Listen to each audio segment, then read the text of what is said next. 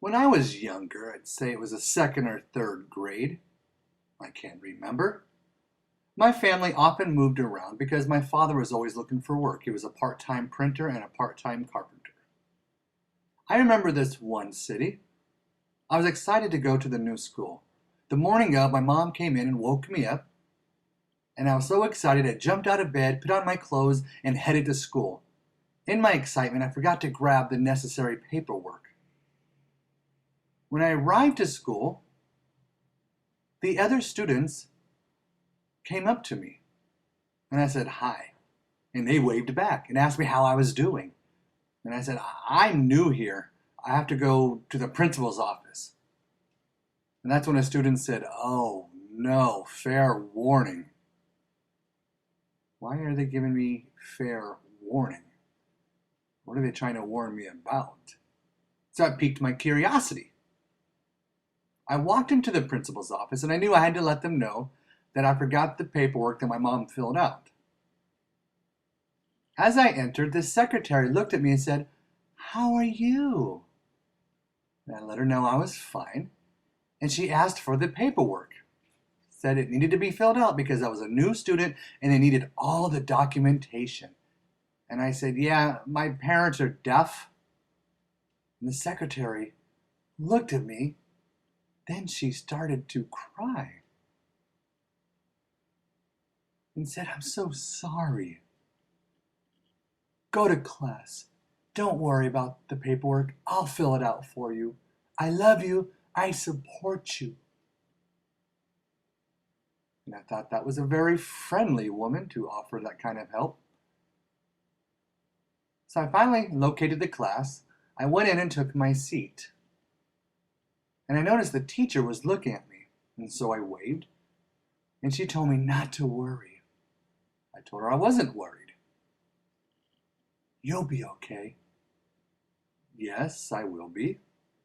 And that's when I noticed the other students were looking at me and they asked me if I wanted a hug. What kind of hearing people are these? They want to hug me? No, I'm fine. Back away, please.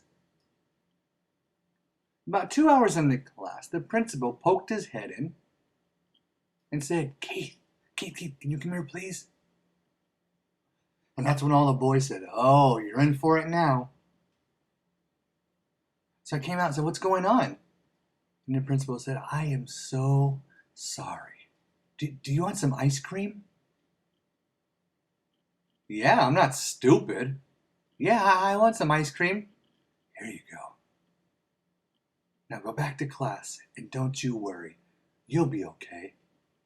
Okay, so I took my seat with my ice cream, and that's when I noticed the other kids were not jealous. They kept saying, "We support you." They even took a hat and passed it around the room like a collection plate. I ended up with $17. I kept it. I'm not stupid.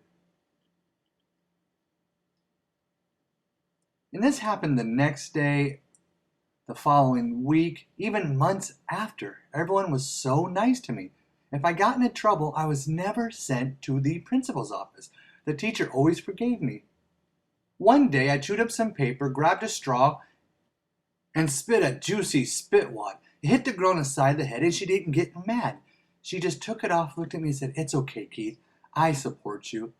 And the teacher said, "I support you too." This was a very strange hearing school. One day I heard my teacher talking with another teacher out in the hallway, and she said, "We all need to support Keith in his loss." My loss? And that's when I realized they thought I said my parents are dead. Cool. That's why they're being so nice to me. I'm going to take advantage of this. I'm not stupid. Every day, I asked for money. The kids quickly accommodated. I asked for ice cream. The principal brought it first class. But then one day, as I was chilling out in class, getting my needs met, the principal said, "Keith, come here now." I walked out into the hallway and said, what's going on?" And my principal said, "Who is this lady? And that was my mom standing right there. And the principal said, "Your parents are deaf, not death." I looked at him, looked at her, and said, "That's not my mom."